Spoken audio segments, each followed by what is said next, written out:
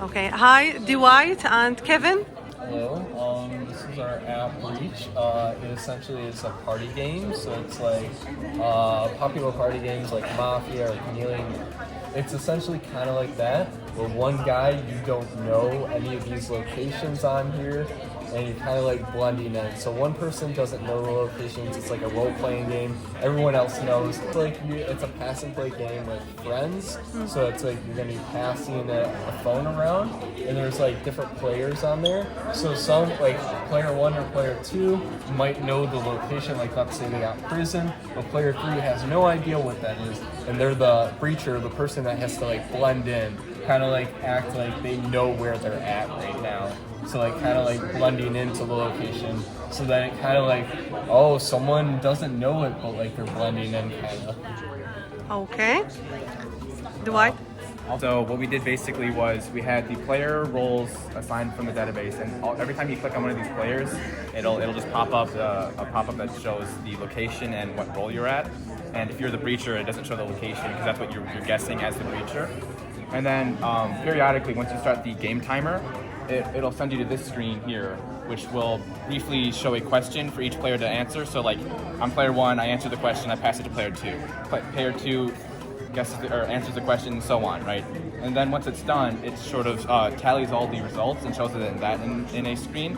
And then that should lead to more like conversations, right? And hopefully help out the breacher, maybe to know a little bit more about what location it is. Is there a similar app? Yep. So, like Kevin said, there's a couple of them, like Spyfall. There's a board game called Chameleon, and it's basically the same premise, right?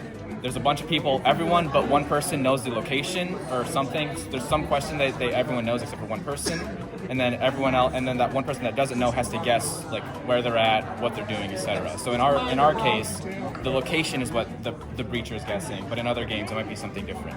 And so our spin on it was this question screen that should show, it should help out the person that doesn't know these things, maybe like guess a little easier. Okay. Thank you, Dwight and Kevin.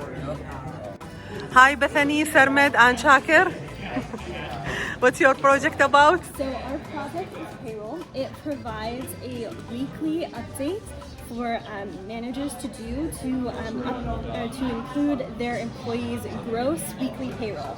So the idea is that you'll be able to click on an employee or add an employee, and then after that you can enter in their information and their hours. That information is saved to a database, and then after all of that, you'll be able to see if they're working overtime and how much you're going to have to pay that particular person. As we mentioned earlier, this project is very flexible. He's a good presenter. Okay. Thank you.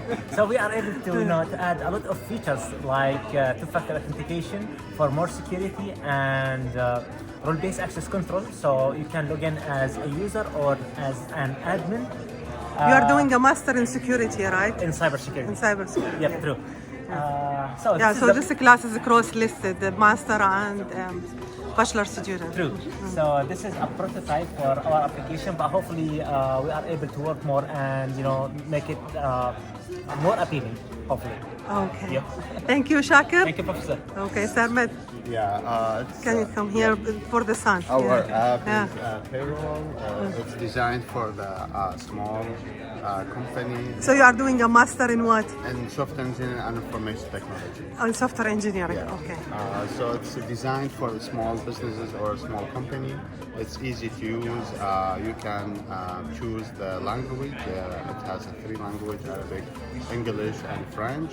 And the manager can use this app to calculate the salary for the. So you enter the hours, then it calculated for you? Yes, Okay. you can add Calculate the amount, the employee, money, yeah. the employee, and then you can add the hours that each employee work. Then you calculate the salary, and the salary will be implemented. And everything saved in the database? Yes. Okay. We have it. Thank you, Sarmed. Thank you. Hi, Joe and Lily. Joe is doing a master, right? Yes. You're doing a master in computer science? Information technology. Okay. Okay, so what's your project about? this is the digestive distress detector, and to make it simple, it's basically you log foods you eat and you log symptoms, and it looks for connections between the symptoms and the food you eat, and hopefully you can find out what's causing problems so you can avoid it in the future.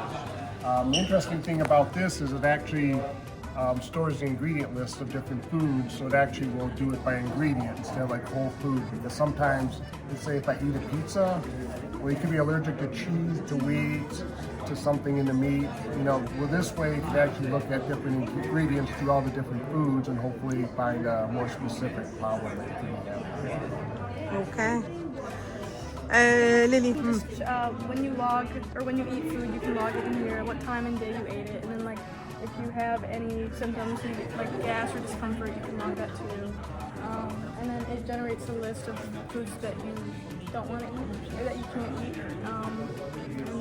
Yeah. So in your database, you have the information for the symptoms and for the food, for the ingredients. Yes.